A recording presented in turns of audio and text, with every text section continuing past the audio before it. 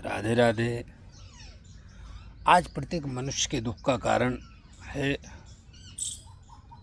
क्योंकि मनुष्य भगवान की कथाओं से, भगवान के चरणों से जुड़ना ही नहीं चाहता।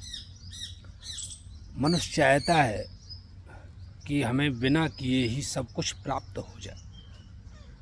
मनुष्य को भगवान की प्राप्ति नहीं करना, भगवान की प्राप्ति करने वाला व्यक्ति कभी दुखी नहीं रह सकता। मनुष्य को संसार के पदार्थों में बड़ी आसक्ति रहती है।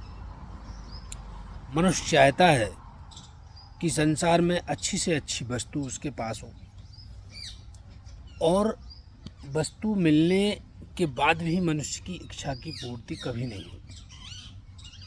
अंत में व्यक्ति परेशान होकर के और अपने आप को बड़ा ही दुखी महसूस करता है।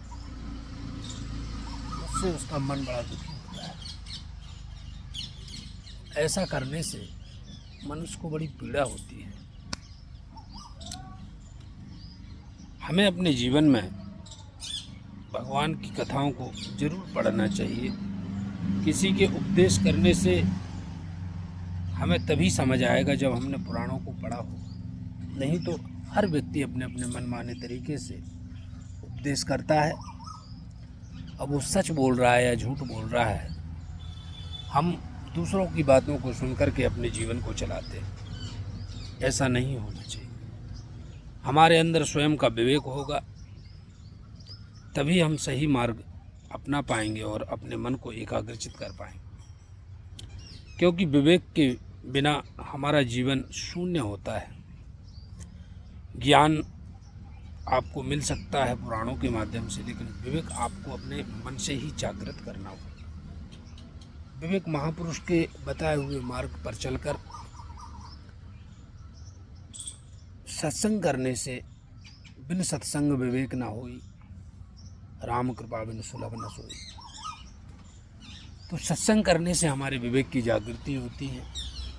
चाहे कोई व्यक्ति हो, हमें कहीं ना कहीं से कोई ना कोई बात जरूर मिलती है। जीवन में सत्संग का विशेष महत्व है। जो है उसी में प्रसन्न रहें तो ज़्यादा अच्छी बात है। क्योंकि प्रसन्न मन से रहा जा सकता है, ना कि किसी की बातों से, ना किसी को देखकर। जो मन से प्रसन्न रहता है वह जिंदगी में बड़ा ही आनंद प्राप्त करता है।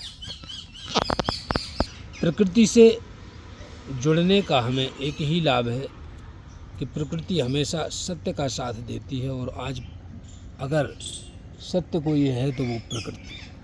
और जब हम सत्य से जुड़ेंगे तो हमारे जीवन में धर्म आएगा, और धर्म आएगा तो हमारा जीवन सुखी होगा। क्योंकि जीवन का वास्तविक मूल्य तो केवल धर्म ही है।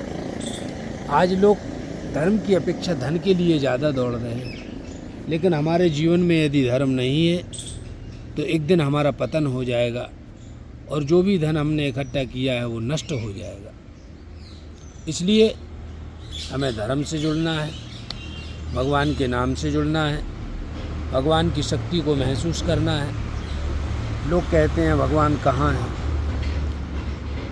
आप देखिए, मिट्टी में कोई स्वाद नहीं होता है, लेकिन ये देखो, इस फूल में अलग कलर है, इस फूल में अलग कलर है।